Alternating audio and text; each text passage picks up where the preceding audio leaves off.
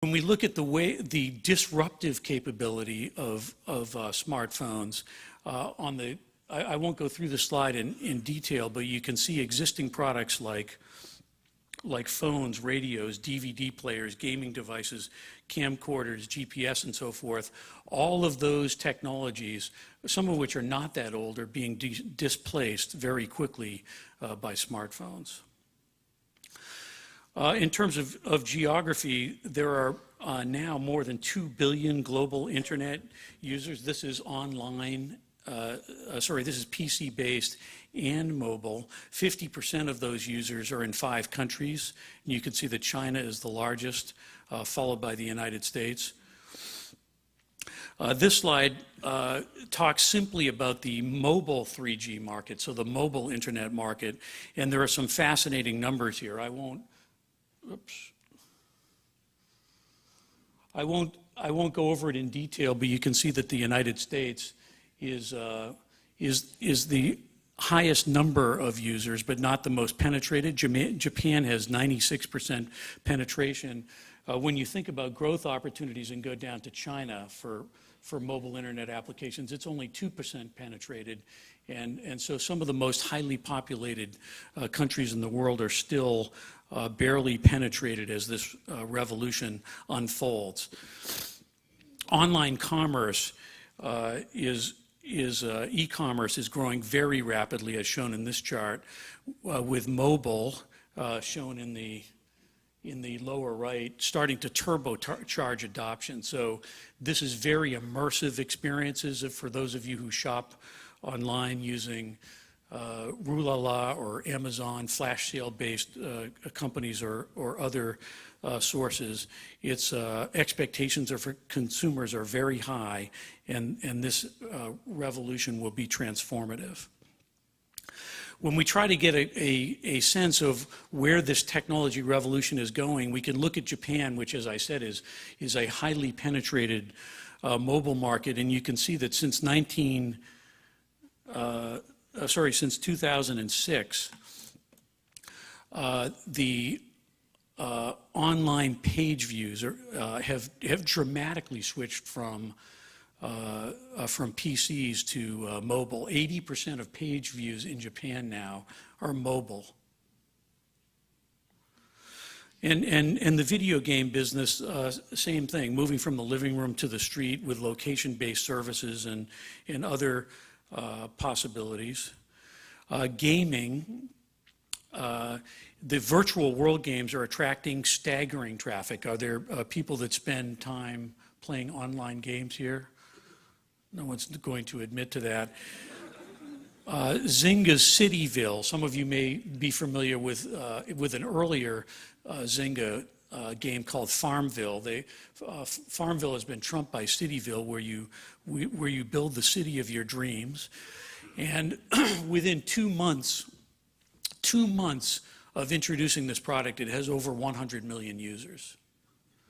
If we look at the amount of time that's spent online, I don't have a lot of those statistics, but World of Warcraft, which is, I think, the world's largest massive multiplayer online game with millions of users, a typical user spends over 20 hours a week on this virtual world playing World of Warcraft.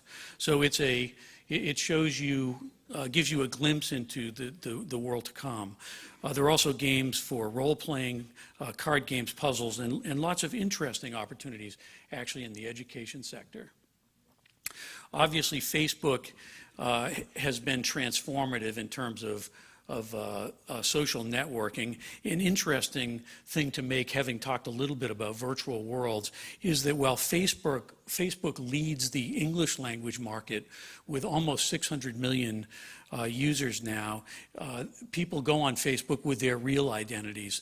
That's not true with the social networking leader in China and Asia, where Tencent, it's a virtual identity world with a significant amount of sales of virtual goods, not unlike World of Warcraft, where one of my friends, for example, who owns a World of Warcraft related game, is the world's largest virtual arms dealer, selling weapons to people that play that game.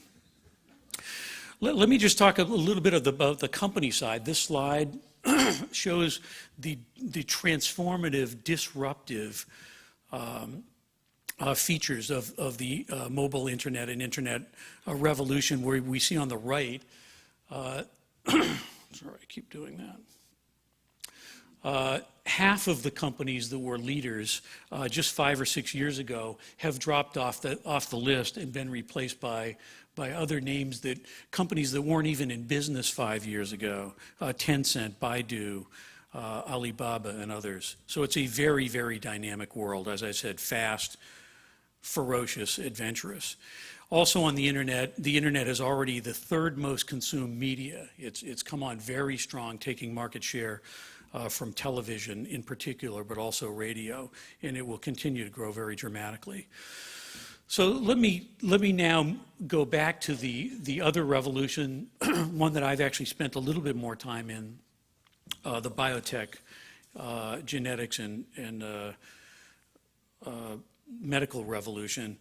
So much of it is about DNA, as I've already talked about, DNA and genetics. We are who we are largely because that's defined by instructions coded in DNA. We have tens of thousands of genes coded in 4 billion base pairs of nucleic acids. And so like the IT world, it's really a computing and information business. It's a biological computer in this case. And the instructions encoded in those genes define who we are, and there's a very subtle differences between man and, say, mice, and between all of us based on the exact coding of those genetics. Mice and man are 97% similar, and the difference is based on gene expression.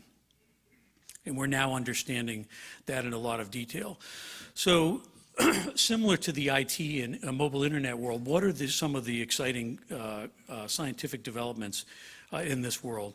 Well, there's reprogramming of cells. People just a few years ago believed this couldn't be done, but we can now reprogram adult human cells and turn them into precursor cells, other cells like neurons, or I've been involved in ventures for neurons that impact things like neurodegenerative diseases, but also things that may be of interest to people like hair growth. So you can turn skin cells, adult cells, for example, into hair follicles, or even into whole organisms. Another interesting development is gene therapy for cancer. There was recent validation of this when gene therapy was used to make colorblind monkeys see color. Some other things, quickly, DNA vaccines, microchip technology for diagnosing diseases, synthetic biology, low-cost genomic sequencing, and so forth. So many exciting developments. One of our companies, Icaria, has had an exciting development in that they've discovered a way to regulate the demand for oxygen at the cellular level and therefore create sort of a sense of hibernation for cells. In another development, have launched a drug for treating hypoxic respiratory failure in newborns and saving the lives of 20 or 30 babies per day. So this revolution has yielded up many other exciting drugs. Let me also talk about the implication of genetics in agriculture and energy. Sapphire Energy, which was mentioned, where I'm an investor and a board member, has the goal of creating 1 million barrels per day of green crude. Remembering that all of the hydrocarbons that we have in the world came from an algae bloom hundreds of millions of years ago, we again are using algae to create hydrocarbons, but in a whole new paradigm.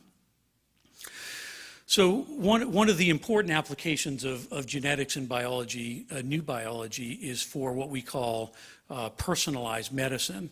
And I'll give some examples of that. There are many different diseases and healthcare syndromes that can be impacted by in cardiovascular, central nervous system, inflammatory diseases, cancer, and other areas. I'll just talk about a couple. But again, what we're doing here is optimizing treatment and identifying treatment needs in a very nuanced, personalized way by identifying gene variations within individuals or within the population.